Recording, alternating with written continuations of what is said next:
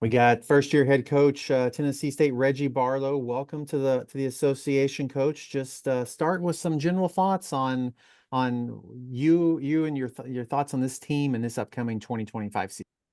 Yeah, I'm excited to be here at Tennessee State University. So humble and blessed by our president here, President Tucker, Dr. Allen, our AD here for giving me this opportunity. I understand the great history and tradition here at Tennessee State, and obviously to be a part of the OVC in the Big South. Extremely proud of that and excited about the opportunity to go and see how we match up against all the wonderful coaches and teams in this conference. But obviously, we got the job when we got it, had to hit the ground running in terms of trying to recruit guys back from the transfer portal, trying to recruit other guys to fill roster spots. And I commend our coaches, Coach Mashak, who headed up our recruiting efforts, and the other coaches, Coach Thornton, Coach Greg Williams, those guys for jumping on Coach Russ Ernfeld, jumping on and being able to find some players to add to our roster. I thought they did a good job of that, and looking forward to getting to fall camp and going from there.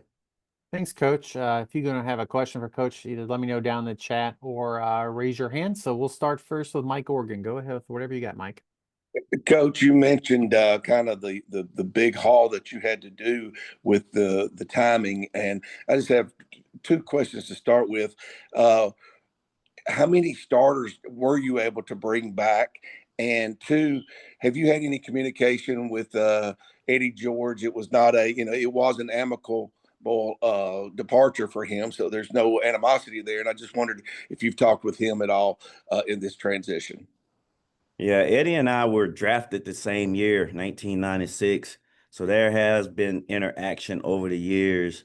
Obviously, when he first started coaching, and we've gone to a few things that the NFL have put on. So we've had conversations in the past. And then, of course, when I was blessed to get this job, he reached out and was, he just told me like if I needed anything, any questions about anything, that I could reach out to him. So certainly appreciative of Eddie and the job that he's done here. And in terms of starters, we tell everybody that everybody's got a clean slate. It's a clean sheet of paper, and it'll have their name on it, and they will create the adjectives that will come with their name in terms of starter, in terms of being an impact player, being in terms of a player that we can count on. So it's a clean slate, and we'll select and let the starters be the starters once we go in camp and let those guys identify themselves as such.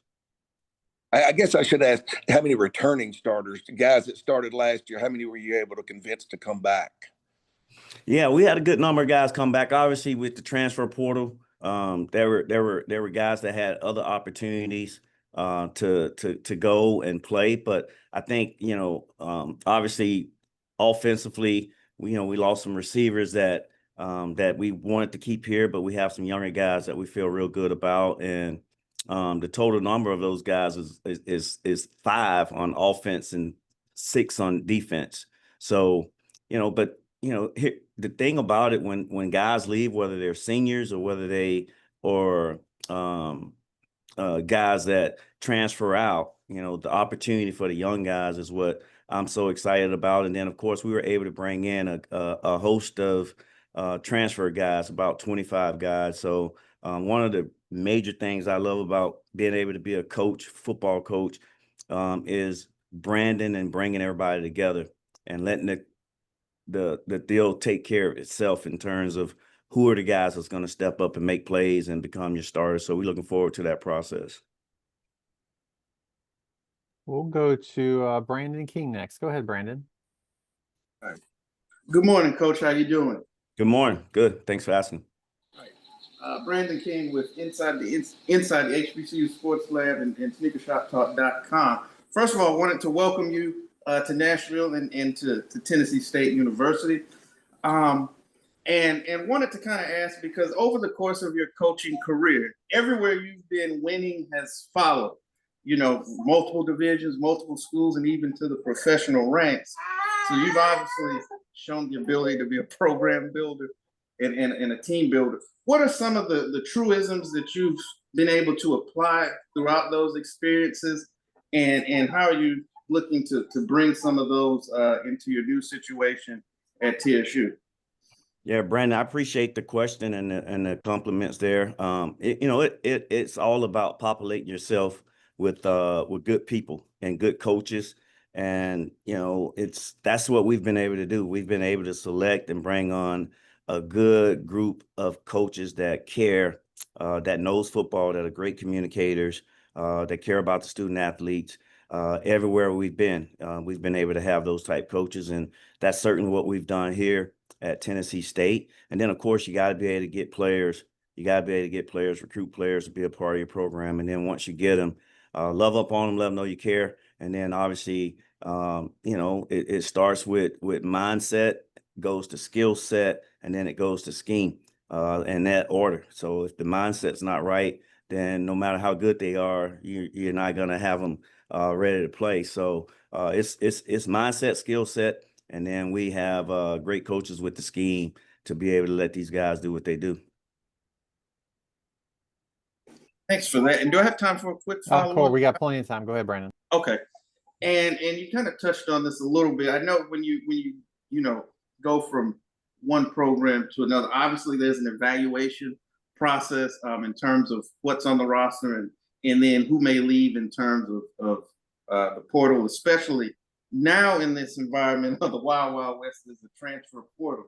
Can you talk a little bit about how that process, that you may have and has changed or even sped up? Because, once you take that job, obviously you're on the clock in terms of not only roster preservation, but construction going forth as well.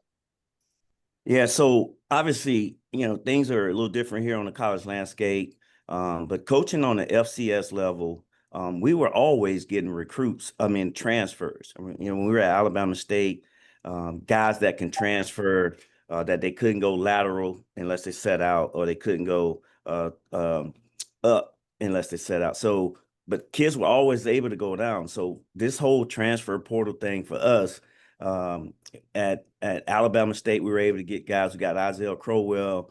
We were able to get many good players that was transferred. So obviously it's a little bit more advantageous right now with all the schools being able to get transfers. But we've kind of already have seen that and done that. And then coaching in the pros, our roster after every season, we had guys that were either going to the NFL, we had guys that we either want to move on from, or we had guys that just had enough of pro football and wanted to retire, whatever. So every year we was changing out, 20 to 30 guys on our roster. So this here is real similar to that. So we're used to it. And, we just, if guys leave, we just try to find other guys that we can add in and coach them up and make sure that they fit our systems and all that stuff, and, go from there.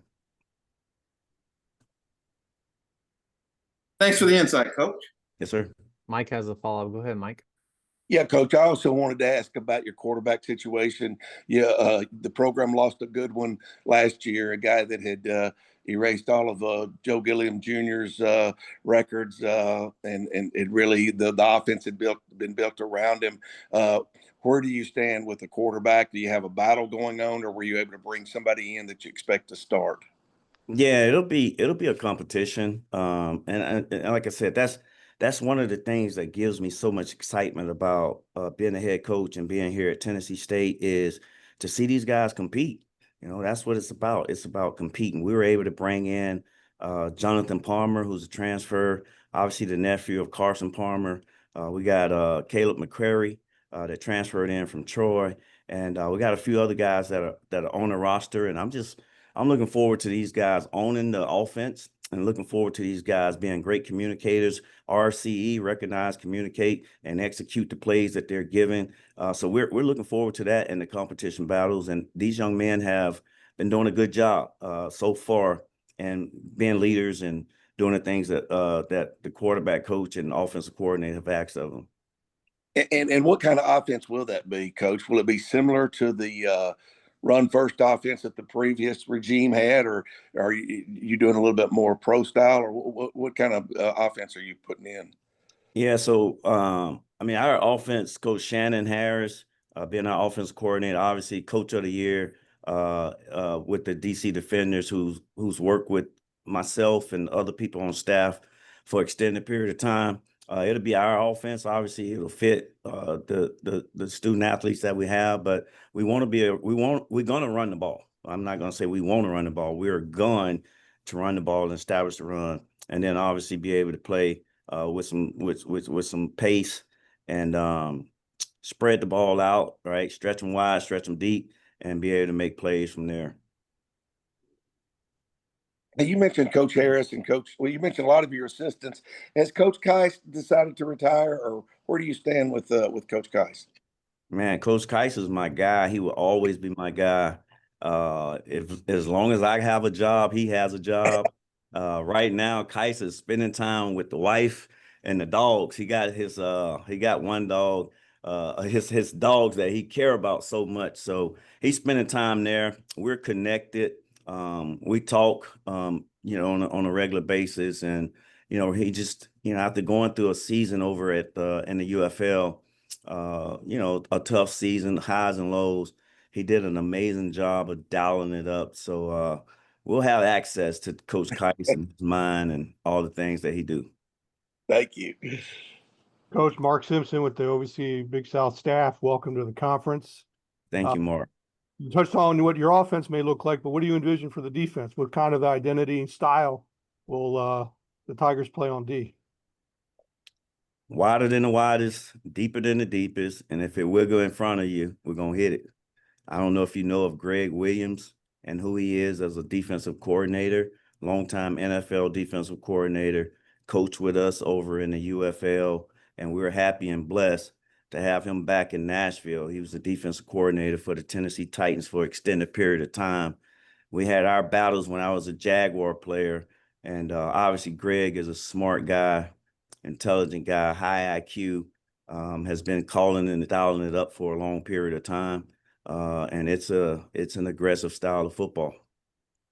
And more general, just getting to know you. Just what are some of your coaching philosophy styles, and second to that, kind of the expectations for year one for you? Yeah, I mean, I'm a coach. I like to have a lot of fun. Obviously, I was a wide receiver, offensive style coach, on that side of the ball, but obviously love spending time with our defense and our special teams. But our philosophy is real simple, man. We want to live by 5 core characteristics, and we call it live the dash, DASHH. Let's be disciplined. Let's have positive and conquering attitude. Let's sacrifice for the sake of our team, for our community, for our university. Let's have our habits aligned with our expectations. We can't say we want to be champions if our habits are not aligned. And then the last H in the dash is we want to have good hearts. We want to be good teammates. We want to be good students. We want to be good people on our campus. And we believe those 5 core characteristics, that's what we've lived by since I've been a head coach. And since I was a player, kind of live by those things, and they pay great dividends for us. Great. Thank you, Coach. Good luck this season. Thank you, Mark. Probably should have asked this coach at the very beginning, but like when the coach, this job came open, what was it? What made you say this is the right spot for me? Kyle, this is Tennessee State University. I've always admired this university from afar, and always thought, what a great place. And the history and tradition that I thought I knew, when I got here and really saw it and heard it, and hearing people talk about it, it's an amazing place. It's in a great city. You have the bells and whistles, the things that you need here.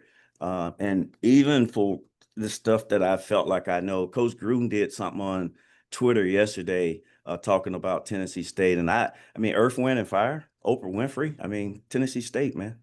Too Tall Jones, big Joe Gillum, right? I mean, it's a very rich in tradition place, and we want to embrace that. We want to have all of those former players and guys that was here to be a part of what we got going on, and it's just it's a wonderful place. Even though I'm the one that tallies the votes and coordinates the preseason poll, we know in this day and age, it's hard to vote in them. You all were picked 8th. Just talk about that. And like, I'm sure the unknowns go into that, but what did you think of the preseason poll? It's cute. It's cute. Yeah, it's cute, but it is what it is. I mean, obviously, you know, the people who voted on that stuff, I'm sure they had a lot of thoughts that they had to think about. But we're not strangers to this. We're at Alabama State. We were picked in a similar situation, ended up playing for the championship. At Virginia State, we were in a similar situation, got the job kind of late, picked low, ended up going 9-2. And then when we got the job up at the UFL for the DC Defenders, same type situation, picked at the bottom, played for the championship, Warner North. So we're no stranger to that. We respect everybody that vote and pick, but we understand that the game is won on the rectangle in between the white lines. And we're looking forward to getting a chance to get on the rectangle and see how we measure up. It's funny, earlier, Coach Took from SEMO said he's won 4 championships, and the only time he was picked first was the worst team he ever had. So that's what preseason polls are. But anybody else? Questions for Coach Barlow? We got another minute or two if anybody has any more questions. All right, then, Coach. Appreciate your time. Looking forward to watching you and your team this season. Man, excited about it. Thank you guys for having me.